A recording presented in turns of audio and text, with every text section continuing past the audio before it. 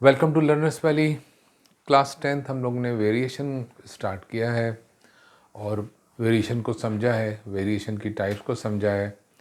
और आज हम वेरिएशन से रिलेटेड जो आपके किताब में कोर्स में एक्सरसाइज दी गई 18.2 उसको शुरू करेंगे और देखेंगे कि उसको करने के लिए क्या तरीका बेहतर और आसान हो सकता है जिसमें आप कम से कम गलतियां करें। जब हम अच्छे तरीके की बात करते हैं तो अच्छा तरीका वो नहीं होता जो आंसर आपको दे दे। अच्छा तरीका वो नहीं होता जो आपके जवाब फ़ौरन निकाल ले। शॉर्टकट सीखना हमारा ना मकसद है ना हो, कहीं पे भी मकसद होना चाहिए। अच्छा मेथड वो होता है जिसमें गलती के चांसेस कम हो। सो विल ट्राई कि हम कैसे बच्चों के अंदर गलतियों के रुझान को कम कर सकें। So we are looking at exercise 18.2 now, class 10th. Without wasting time, I'm going to exercise now. Class 10th, this is exercise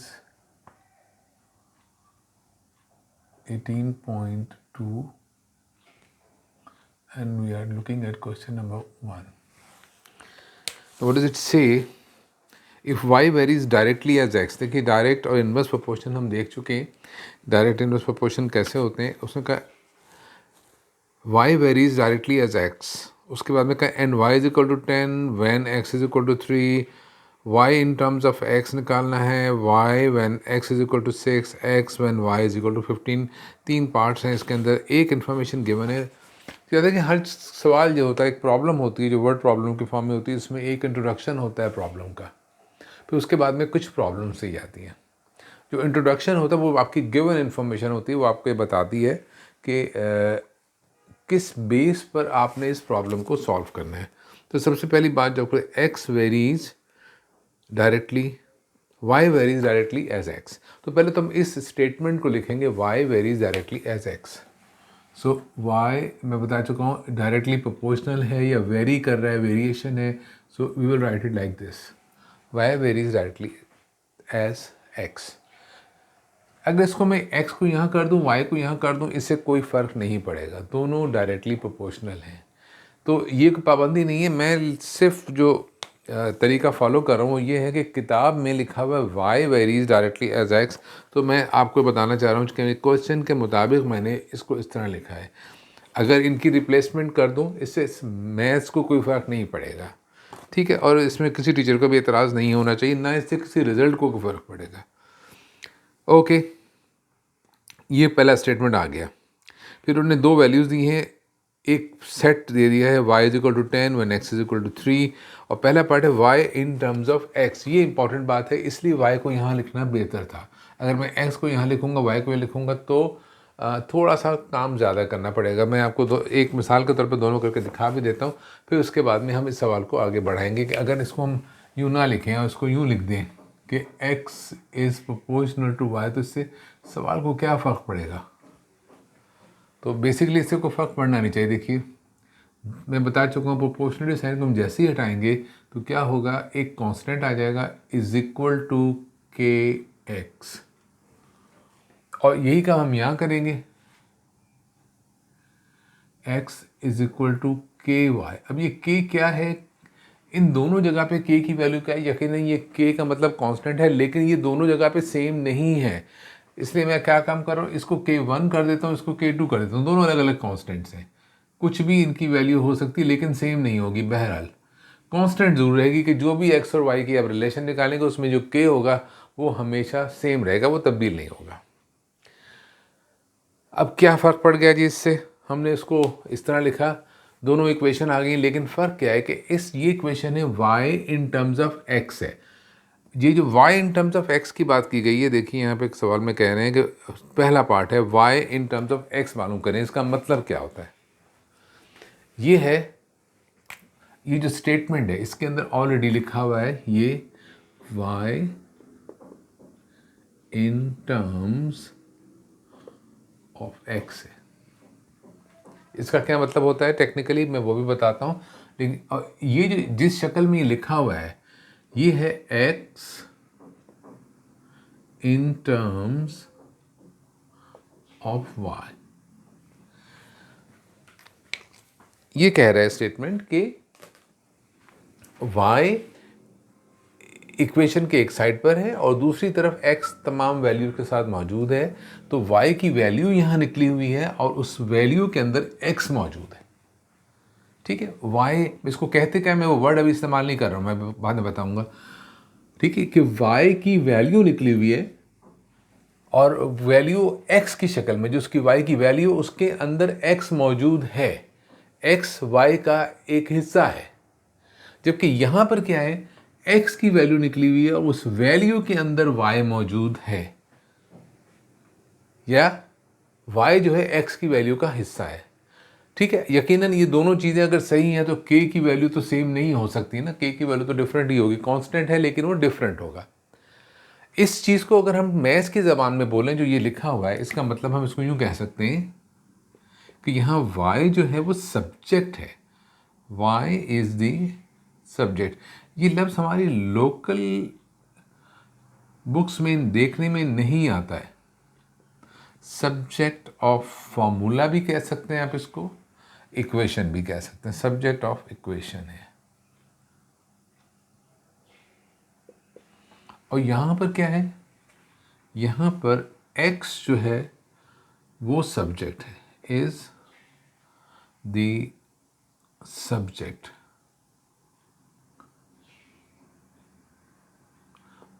of the formula. ये दोनों लफ्ज़ इस्तेमाल होते हैं, फार्मूला भी कह सकते हैं इसको और इक्वेशन भी कह सकते हैं, व्हाट्स एवर यू लाइक। ना तो फ़र्क आपके समझ में आ गया कि हम दोनों तरह से लिख सकते हैं, इससे कोई फ़र्क नहीं पड़ेगा। लेकिन यहाँ पर y सब्जेक्ट बना हुआ है, डायरेक्टली आ गया, यही हमारे लिए रिक्वायर्ड था, ये हमारी पहली रिक्वायरमेंट है। जबकि यहाँ पे ये नहीं आया, यहाँ y सब्जेक्ट नहीं बना, यहाँ x सब्जेक्ट बन गया। तो क्या हम इससे इस शक्ल में ला सकते हैं, क्या इससे हम सब्जेक्ट बना सकते हैं y को? बिल्कुल बना सकते हैं, इससे भी बन सकता है, ये ऑलरेडी बनाया गया। आगे फर्क क्या है k का, कि यहाँ पे कांस्टेंट k1 आ रहा है, वहाँ कांस्टेंट एक डिफरेंट नंबर आ रहा है, उसको मैंने k2 कह दिया है। ठीक है, तो ये हमारा पहला पार्ट है, यही हमारा पहले पार्ट का आंसर है। पहला पार्ट जो हमसे कह रहा है कि right find y in terms of x, तो ये ऑलरेडी ये हमारे पहले पार्ट का आंसर है। This is what is required, y in terms of x, ये आपका पहला पार्ट है और ये आंसर इसका ऑलरेडी आ चुका है। लेकिन अगर इस तरह करेंगे तो आंसर अभी आपको कुछ स्टेप करके निकालना पड़ेगा। मैं वो करके आपको दिखा रहा हूँ। इस कॉन्सेप्ट को क्लियर कर लीजिए कि किताब में जो कुछ लिखा हुआ है, सवाल में जो कुछ लिखा है, वो हर हर्फ हदीस और सहीफे की तरह फॉलो करना ज़रूरी नहीं है। ये मैथ्स है, इसमें बहुत कम हम मजबूर होते हैं कि हम मेमोरी बेस्ड काम करें कि यहाँ लिखा था तो यहीं लिखें। ये आपको लिवरेज देता है, आपको सिर्फ रिलेशन समझाता है। देखिए, आपको y को सब्जेक्ट बनाना है या y की वैल्यू निकालनी है इन टर्म्स ऑफ x, तो कैसे होगी कि आप, मैं इसको आसानी के लिए पहले तो इधर लिख रहा हूँ, k2y is equal to x है। k2 को इक्वेशन के दूसरी तरफ ले जाऊंगा, ये हो जाएगा x अपॉन k2, और अपनी सहूलत के लिए मैं इसे 1 अपॉन k2 लिख देता हूँ इज इक्वल टू x। ठीक है, अब आप देखिए क्या हो गया, ये सेम इक्वेशन आ गई, y in terms of x आ गया, लेकिन कांस्टेंट जो है यह k1 था, यह क्या है 1 अपॉन k2 आ गया है। तो हम कह सकते हैं कि यहाँ पे क्या हो गया कि जो कांस्टेंट है वो एक दूसरे के रेसिप्रोकल है। जो k1 है वो किसके बराबर आ रहा है, k1 बराबर आ रहा है 1 अपॉन k2 के। k की वैल्यू क्या है मुझे नहीं मालूम है, मुझे कोई इंटरेस्ट भी नहीं है उसको जानने में। मालूम किया जा सकता है, अगर हम x और y की वैल्यू को यहाँ इंसर्ट कर देंगे तो हमारे पास k की वैल्यू आ जाएगी। अगर आप करके देखना चाहें तो वो एक्सपेरिमेंट भी कर सकते हैं। हमारा मकसद फ़ौरन आंसर लाना नहीं है, हमारा मकसद है इसको एक्सप्लोर किया जाए। Maths is about to explore, और मैथ्स ऐसी चीज़ नहीं है जो किताबों के अंदर कैद है। मैथ्स आज़ाद हर जगह पे मौजूद है, आप ढूंढिए इसको। देखिए, जो पहला पार्ट उन्होंने हमें दिया है k की वैल्यू निकालने के लिए, हम दोनों को इस्तेमाल कर रहे हैं। उसमें कहा गया है, this is the second part of the question actually. इसमें x और y की कुछ वैल्यूज़ दे दी हैं, रिस्पेक्टिव वैल्यूज़।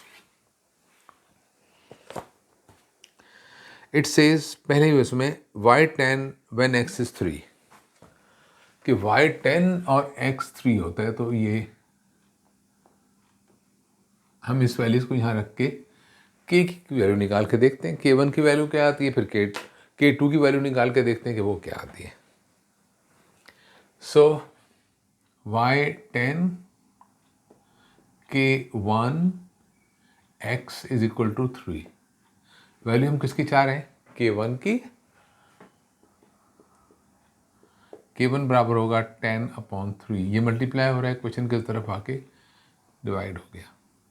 सेम वैल्यूज को हम इस साइड पर इंसर्ट कर रहे हैं, y10 1/k2 टाइम्स 3, ये आएगा, ये हो जाएगा 10/3 इज इक्वल टू 1/k2 है। दोनों को रेसिप्रोकेट कर देंगे तो क्या होगा, 3/10 इज इक्वल टू k2। देख रहे हैं आप, कांस्टेंट की वैल्यू आ गई। ये कांस्टेंट डिफरेंट है, एक 10/3 है, 3/10 है, ये भी हमने गैस कर लिया था कि दोनों एक दूसरे का रेसिप्रोकल होंगे, ये रेसिप्रोकल हैं। तो k की वैल्यू क्या आती है, कहीं पे भी सवाल में k की वैल्यू से किसी को कोई इंटरेस्ट नहीं है। k की वैल्यू क्या आती है, ये सवाल का एक इंटरमीडिएटरी प्रोसेस है, आप क्या निकालते हैं। लेकिन वो ये याद रखें कि x और y की वैल्यूज इस सिचुएशन में जो भी आप लेंगे, k1 की वैल्यू भी वही आएगी, k2 की वैल्यू भी हमेशा वही आएगी। ये आपके निकालने का तरीका। अगर आप y is proportional to x लिखेंगे तो k1 की वैल्यू निकलेगी, x प्रोपोर्शनल टू y लिखेंगे तो k2 की वैल्यू आएगी। सिर्फ आसानी यहाँ हुई थी हमें कि इसका आंसर डायरेक्ट आ गया था, वहाँ हमें 2-3 लाइनें एक्स्ट्रा लिखनी पड़ गई थी, लेकिन इससे कोई फर्क नहीं पड़ता। ठीक है, so this is what is the process of constant है। अब मैं सवाल को ज़रा हल करके दिखा देता हूँ आपको कि सवाल को जो एक आसान तरीका है, ये तरीका तो मैंने जानबूझ के तरह से आपको बताया कि ये इस तरह करने से सवाल में कोई गलती नहीं होगी, क्वेश्चन वही रहेगा।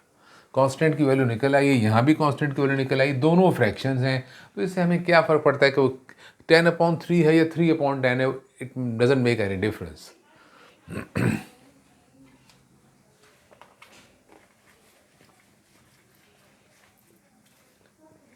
Sorry, I should have raised this.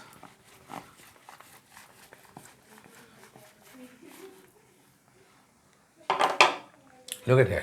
मैं इसको दोबारा लिख रहा हूँ यहाँ पे, ये आपका पहला पार्ट था y is equal to kx। अब मैं k ही लिख रहा हूँ इसलिए कि एक ही ले रहे हैं हम कांस्टेंट, एक ही इक्वेशन ले रहे हैं। आपके पहले पार्ट का आंसर ये आ गया है। This is the second part. इसमें हमें कहा गया है कि ये एक सेट ऑफ वैल्यूज़ गिवन है और इसका पर्पज़ क्या है कि आप k की वैल्यू निकाल सकें।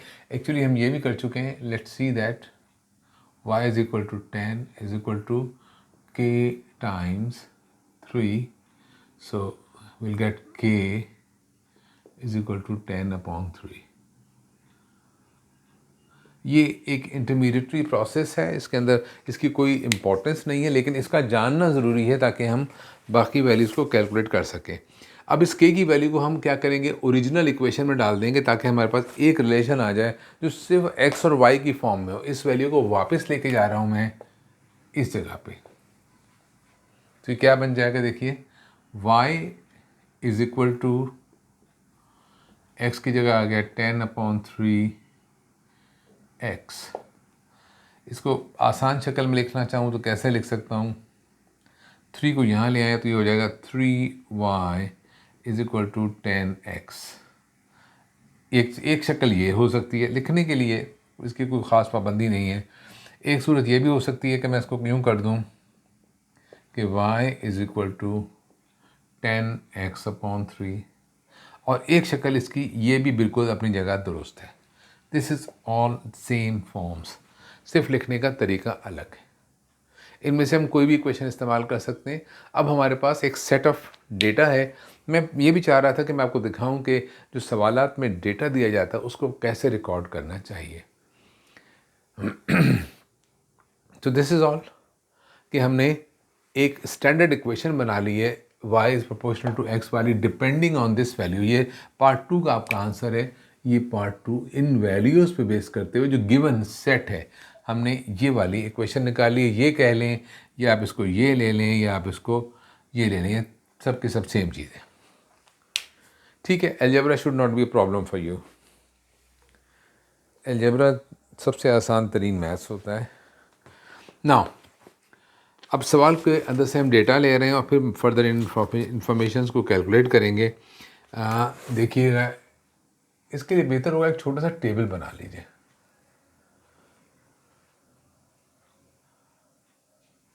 स्टैटिस्टिक्स जो है वो डेटा को रिकॉर्ड करने के लिए बहुत अच्छी चीज़ है। तो यहाँ लिखा हुआ है एक्स और वाई की वैल्यूज़ के वाई 10 हो, सपोज मैं इसको एक्स कह देता हूँ और इसको वाई कह देता हूँ। इन वैल्यूज़ को हम यहाँ रिकॉर्ड कर रहे हैं। सो एक्स 3 था तो उसकी वाई की करस्पॉन्डिंग वैल्यू 10 थी। ठीक जी, ये हमें मालूम था। फिर फर्स्ट पार्ट आपने हल किया, उसमें हमने निकाली y in terms of x, ये इक्वेशन आ गई इसकी। ये सेकंड पार्ट के अंदर ये वाली वैल्यू गिवन थी। फिर आगे कहा गया है number 2, find y when x is equal to 6। देखिएगा x 6 दे दिया गया है और y आपको मालूम करना है। फिर एक और पार्ट है थर्ड पार्ट, उसमें क्या find x when y is equal to 15। y की वैल्यू अगर 15 कर दी जाए तो x की वैल्यू क्या होगी, ये हमें कैलकुलेट करनी है। तो इस तरह से डेटा इन्फॉर्मेशन को रिकॉर्ड कर लिया जाए। एक आदत बना लीजिए ये प्रैक्टिस करने के लिए, इस सवाल के लिए, इस एक्सरसाइज के लिए नहीं है कि अगर रिलेटेड डाटा है जिसमें एक वैल्यू दूसरे वैल्यू के साथ रिलेट हो रही है तो बेहतर है कि उसको एक अच्छे तरीके से कॉपी किया जाए, पेपर पर लेकर आया जाए, ताकि हम उसको यूज़ करने में गलती ना करें। अब यहाँ 3 सेट ऑफ इन्फॉर्मेशन मौजूद है अबाउट एक्स एंड वाई। एक एक्स की वैल्यू 310 है, इसमें दोनों गिवन थी। इन दोनों वैल्यूज़ का हमने इस्तेमाल किया और हमने इस तरह की एक इक्वेशन हासिल कर ली है। अब इन इक्वेशंस में से हम किसी भी इक्वेशन को यूज़ कर सकते हैं। देखें, इसके अंदर x की वैल्यू भी आपको मालूम करनी है, कहीं y की वैल्यू भी मालूम करनी है। तो लिहाजा हम ये कहेंगे ये एक बेहतर फॉर्म है तो ज़रूरी नहीं है। इसमें y की वैल्यू तो आसानी से निकल आएगी, लेकिन x की वैल्यू निकालने के लिए आपको फिर कैलकुलेशन करनी पड़ेगी। सो आई विल प्रेफर कि this is the suitable form. मेरे हिसाब से तीनों एक ही शक्लें हैं, एक ही चीज़ है लेकिन ये शक्ल मुझे बेहतर लग रही है लिखने में। So I will be using this form. मैं इसी इक्वेशन को यूज़ करूँगा और इसी से हम तमाम वैल्यूज़ को कैलकुलेट करेंगे। सो रिमूविंग ऑल थिंग्स,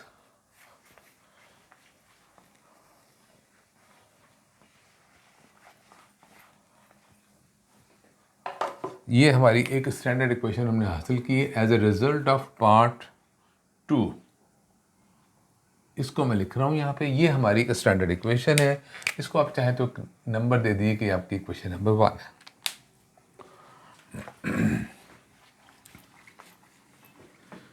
अब क्या करना है, अब हमें ये पार्ट हम कर चुके हैं, अब ये 2 पार्ट बाकी हैं। इसमें x की वैल्यू गिवन है, y की मालूम करनी है। x की वैल्यू रख देते हैं उसके अंदर, इसी इक्वेशन में x की वैल्यू रख देंगे, दैट इज 6 और y की वैल्यू मालूम करनी है। So 3y is equal to 10 times 6।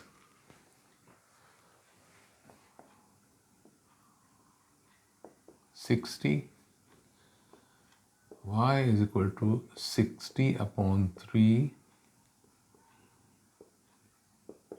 3 2s are 6, y is equal to 20. So this is the result। जब आपके पास x 6 होगा तो y की वैल्यू 20 हो जाएगी। ये पार्ट हमारा हल हो गया। नेक्स्ट पार्ट है y इज इक्वल टू 15, तो x की वैल्यू क्या होगी। तो इसमें भी हम कोई अनोखा काम नहीं करने जा रहे हैं, सेम इक्वेशन लेंगे जो इक्वेशन 1 है, 3y is equal to 10x। अब हम इसमें y की वैल्यू इंसर्ट कर देंगे, that is 15। 3 times 15, this is 45 is equal to 10x, x will be equal to 45 upon 10। मैं फ्रैक्शन में लेना चाहें तो वो भी हम ले सकते हैं। इसको 5 से कैंसिल हो जाएगा, ये सिम्प्लीफाई हो जाएगा, क्योंकि यहाँ वैल्यूज़ फ्रैक्शन में आई थी। वैल्यू गिवन तो फ्रैक्शन में कोई नहीं चाहे तो इसे डेसिमल में चेंज कर लेते हैं। देखिए, अगर हम इसको 45 को 10 से डिवाइड करेंगे तो 4.5 आ जाएगी x की वैल्यू, और इसे कैंसिल करें, 5 2 ज़ा 10, 5 9 ज़ा 45, सो दिस विल बी 9/2। ये आप इसको चाहें तो ये भी लिख सकते हैं कि 4.5। तो this is all up to you. दोनों की दोनों वैल्यूज़ बिल्कुल सही हैं, आप जो चाहें यूज़ कीजिए। वैल्यू सेम है, लिखने का तरीका ज़रा मुख्तलिफ है, और ऐसी कोई कंडीशन सवाल में नहीं दी गई है कि आप अपने रिज़ल्ट को फ्रैक्शन की फॉर्म में लिखें या डेसिमल की फॉर्म में लिखें। तो ऐसी कोई रिक्वायरमेंट नहीं है, तो फिर ऐसी परेशानी भी होने की बात नहीं है कि आप इसको जैसे चाहे लिखिए। Okay, now I am looking at question number 2. It says v varies directly as t. उन्होंने ये डायरेक्टली का लफ्ज़ कहा नहीं है, यहाँ उन्होंने ये लफ्ज़ इस्तेमाल नहीं किया, जैसे कि इसमें कहा था कि y varies directly as x, जबकि इसमें क्वेश्चन नंबर 2 में उन्होंने ये लफ्ज़ इस्तेमाल नहीं किया है, बल्कि सवाल को डायरेक्टली एक मैथमेटिकल स्टेटमेंट से स्टार्ट किया है।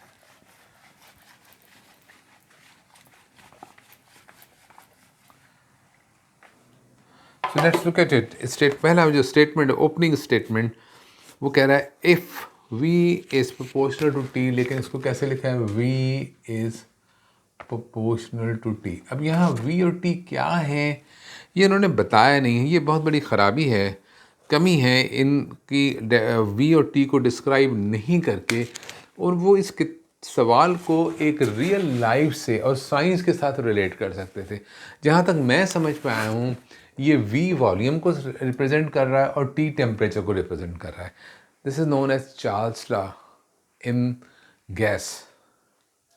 केमिस्ट्री और फिजिक्स में इसको पढ़ाया जाता है, चार्ल्स लॉ, कि v is proportional to t। एक गैस का सैंपल है, अगर हम उसके टेम्परेचर को बढ़ाएंगे तो उसका वॉल्यूम भी बढ़ेगा, और उस टेम्परेचर को कम करेंगे तो वॉल्यूम भी कम होगा। तो दिस इज़ ऑल अबाउट। इसके अंदर हम थोड़े से रिस्ट्रिक्टेड होते हैं, लेकिन यहाँ उन्होंने v और t को डिस्क्राइब नहीं, कैसे बता दिया v और t कोई चीज़ है हमें, and v is equal to 15, t is 24, कि v 15 होता है तो t 24 होता है। ये एक गिवन, ये आपका इंट्रोडक्शन है प्रॉब्लम का। इंट्रोडक्शन के अंदर हमें इंफॉर्मेशन दी जाती है और हमें उसको पहले किसी शक्ल में लेकर आना है, फिर उसके बाद प्रॉब्लम शुरू होती है। अभी प्रॉब्लम नहीं है, हम इंट्रोडक्शन की बात कर रहे हैं, कि वो जो इंट्रोडक्शन दे रहे हैं प्रॉब्लम का, वो उसमें बताया उन्होंने कि v 15 हो अगर, तो t विल बी 24। इस चीज़ को अगर हम टेबल की फॉर्म में लिखना चाहें तो हम टेबल बना सकते हैं, that would be very nice. अगर हम v और t के लिए टेबल बना लें, इसमें 2-3 से ज़्यादा वैल्यूज़ नहीं आएंगी। This is v and this is t। ये आपका इंट्रोडक्शन है कि v 15 हो तो t 24 होता है। जब दोनों वैल्यूज़ दी गई, this is the part of introduction. ये इंट्रोडक्शन है। इंट्रोडक्शन में 2 चीज़ें दी हैं आपको, एक तो ये बता दिया और एक ये बता दिया। This is the introduction of the problem. Introduction के बाद जब हम इंट्रोडक्शन को यूटिलाइज़ करके इसको समझ लेंगे और इसको इस शक्ल में ले आएंगे, एक इसकी ऐसा मैकेनिज्म डेवलप कर लेंगे कि हम इसको फिर इस्तेमाल कर सकेंगे v और t की करस्पॉन्डिंग वैल्यूज़ मालूम करने के लिए, तो फिर हम इस वैल्यूज़ को यूज़ करेंगे, इस प्रॉब्लम की तरफ जाएंगे। तो पहले हम इंट्रोडक्शन को इस्तेमाल कर रहे हैं। इंट्रोडक्शन में एक तो ये चीज़ गिवन है और ये गिवन है। So let's use introduction and get a appropriate shape of this। Proportional का साइड जैसे ही हटाएंगे हम, तो हमें 2 चीज़ें मिलेंगी, इज इक्वल टू और कांस्टेंट। कांस्टेंट को आमतौर पे के लिखते हैं, लेकिन कुछ भी लिख सकते हैं, लेकिन ऐसा ना हो हम कुछ और लिखें तो वो किसी वेरिएबल से कंफ्यूज हो जाए, तो इसलिए बेहतर है के ही लिखिएगा। ये एक सिंपल सी शक्ल आ गई। इसमें उन्होंने ऐसा कुछ कहा है कि किसी फॉर्म में लेकर आना है, तो let's do that. It says the equation containing v and t। Equation बनानी जिसमें v और t मौजूद हो, दिस इज़ द पार्ट 1। तो ये एक इक्वेशन बन गई है, इसके अंदर v और t दोनों मौजूद हैं। सिंपलेस्ट फॉर्म में, हमें कोई ज़रूरत नहीं कि t को इधर करें, k को उधर करें या v को मूव करें। ये आपका पार्ट 1 का आंसर आ गया। ये इक्वेशन आ चुकी है। कहीं तो इसको इक्वेशन 1 दे के छोड़ देते हैं, यहाँ पे रेफर बैक करने में आसानी। अब हम, लेकिन इक्वेशन जो हमें सिर्फ v और t की फॉर्म में चाहिए, इसमें k मौजूद है, इसके को यहाँ से हटाना पड़ेगा। इस तरह से इसमें 3 अननोन आ रहे हैं। k कहने को कांस्टेंट है, लेकिन यहाँ तो अननोन है, हमें मालूम नहीं है k क्या है। तो ये इक्वेशन में एक कमी है, एक प्रॉब्लम है इसके अंदर, कि हमें इक्वेशन चाहिए v और t की फॉर्म में, जबकि ये इक्वेशन जो है ये v, k एंड t की फॉर्म में। इस k को यहाँ से रिमूव करना चाहिए, इसके बगैर ये 2 अननोन वाली इक्वेशन नहीं होगी। एट द मोमेंट 3 अननोन है इसके अंदर। तो इसको हटाने के लिए क्या करेंगे? इसको हटाने के लिए हम इस वैल्यू को, इस सेट ऑफ वैल्यू को इस्तेमाल करेंगे और के को रिप्लेस कर लेंगे। How is that? वी की वैल्यू है 15, के की वैल्यू आपको मालूम करनी है ताकि हम इसको रिप्लेस कर सकें, और टी की वैल्यू है 24, 15 over 24, so k will be equal to 5, 3 5s are 15 and 3 8s are 24. k will be 5 over 8. इस वैल्यू को हम दोबारा रेफर बैक करेंगे इक्वेशन नंबर 1 में। जब k की वैल्यू आ जाएगी तो फिर उसमें इस इक्वेशन में 2 ही अननोन रह जाएंगे, वो होंगे v और t। So that will be the required answer of part 1। ये क्या होगा? v is equal to, k की जगह पे हम k की वैल्यू लेके आ रहे हैं 5/8t। This is good enough. इसको इसी शक्ल में छोड़ देते हैं, हमें कोई फ़र्क नहीं पड़ता इससे। 5t/8 भी कर सकते हैं, या अगर इसकी शक्ल को और सिंप्लीफाई करना चाहें तो आई वुड प्रेफर के इसको हम कर दें 8y is equal to 5t। This is the best form. Sorry, 8v मेरे हिसाब से ये शक्ल सबसे खूबसूरत शक्ल है। सिंपल स्टेटमेंट, लीनियर में एक लाइन के अंदर सब कुछ आ रहा है, तो I will prefer this form. इस शक्ल में लिखिए, इसे डरने की ज़रूरत नहीं है कि हम इसको इस शक्ल में लिखें कि हमें कैलकुलेट करने में आसानी नहीं। आप इक्वेशन लिख रहे हैं तो इक्वेशन को बेस्ट फॉर्म में प्रेजेंट कीजिए। This is the best form. कोई फ्रैक्शन नहीं है, कोई कॉम्प्लिकेटेड चीज़ नहीं है, simple equation 8v is equal to 5t। Now अब क्या है, कुछ वैल्यूज़ हमें दी गई हैं, उनको हम देखते हैं उसमें से क्या क्या वैल्यू आपको मालूम करनी है। अपने टेबल को कंप्लीट करते हैं पहले, फिर इस सवाल के बाकी पार्ट्स करते हैं। What does it say now? The equation containing v and t part 1 था, हमने कर लिया। पार्ट 2 उसका v मालूम करना है। Find v when t is equal to 30। t 30 हो तो y क्या होगा, v क्या होगा, सॉरी। देन थर्ड पार्ट है इसका, find t when v is equal to 10। बिल्कुल उसी तरह से अब आपको एक स्टैंडर्ड इक्वेशन मौजूद है। This is the standard equation जिसमें सिर्फ v और t है। मैं इसे इक्वेशन नंबर 2 दे के छोड़ देता हूँ, and then we will continue. पहला पार्ट देखते हैं इसका। इस टेबल का क्वेश्चन का तो दूसरा पार्ट होगा। ये इक्वेशन नंबर 2 को मैं यूज़ करूँगा इसके, क्योंकि this is the simplified, most simplified form.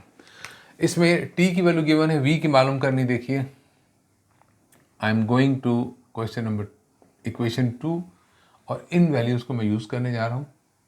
v की वैल्यू आपको मालूम करनी है 8v is equal to 5 times t and t is 30 है।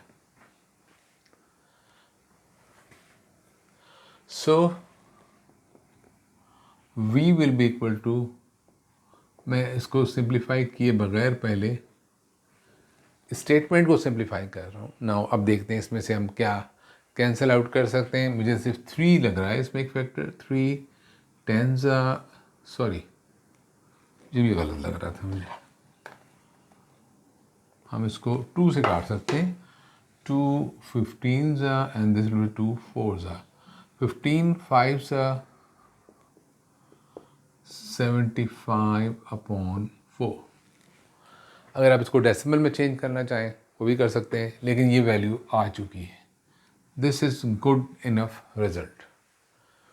अगर हम इसको डेसिमल में चेंज करना चाहें तो कैसे करेंगे, ये तरीका मैं वर्बली नहीं करना चाह रहा हूँ।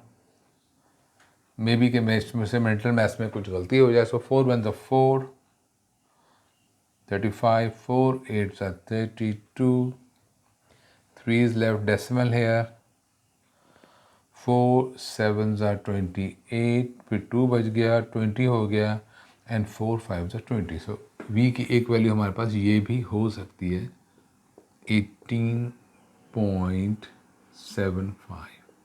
चूँकि क्वेश्चन में ऐसी कोई कंडीशन नहीं है कि सवाल को किस शक्ल में लिखा जाए, अगर आप इसको यहाँ छोड़ देते हैं दिस इज़ गुड इनफ, लेकिन अगर डेसिमल में चेंज करना पड़ जाए तो it will not take more than a minute. आपको इससे घबराना नहीं चाहिए। अगर एग्ज़ाम में कहा कि आप अपने आंसर को डेसिमल में लेकर आइए तो आपको परेशान नहीं होना है कि जी एक्सरसाइज जो थी उसमें तो हमने फ्रैक्शन में छोड़ दिया था, so it should not matter for you. Now will go to next part, the third part, and in the same way ये क्वेश्चन 2 ही को हम यूज़ करेंगे और इसके अंदर वैल्यूज़ रखेंगे और देखेंगे कि वैल्यू क्या आती है। मेरा तरीका थोड़ा सा लंबा होगा लेकिन मेरी कोशिश ये है कि आप गलतियों से बचें। मैं आंसर लाने में इंटरेस्टेड नहीं हूँ कि आप फ़ौरन आंसर लेकर आ जाए। So here v is equal to given 10 and you have to find t। Let's see, कुछ इक्वेशन 2 ही को यूज़ कर रहे हैं जो आपके पास पहले से लिखी हुई होगी, 8v। So 8 times 10 is equal to 5t। 8 times 10 over 5 is equal to t। 5 2s are 10 and 2 8s are 16। तो ये वैल्यू तो बहुत सिंपल सी आ गई, इसकी हम कुछ ज़्यादा मरम्मत नहीं कर सकते, इसकी कोई बहुत शक्लें तब्दील नहीं कर सकते। t इज इक्वल टू 16 आ गया। So we got to know that जब t 30 होता है तो v 18.75 था और जब v 10 है तो t is 16। So this is the problem of direct proportional और direct variation। यहाँ पे कुछ सवालात हैं। सवालात वो डायरेक्ट प्रोपोर्शनल वाले हैं। 2 सवाल और हैं जिसके अंदर थोड़ा सा कैलकुलेशन मुश्किल है, लेकिन सवाल बिल्कुल ऐसे ही हैं, उनका बुनियादी तरीका यही रहेगा। हम कोशिश करेंगे अपने नेक्स्ट लेसन में इन सवालात को हल करें। मकसद आपको प्रोपोर्शन सिखाना नहीं है, सिर्फ जो अलजेब्रा की कॉम्प्लिकेशंस हैं आपको उससे बचाना है। Thank you very much.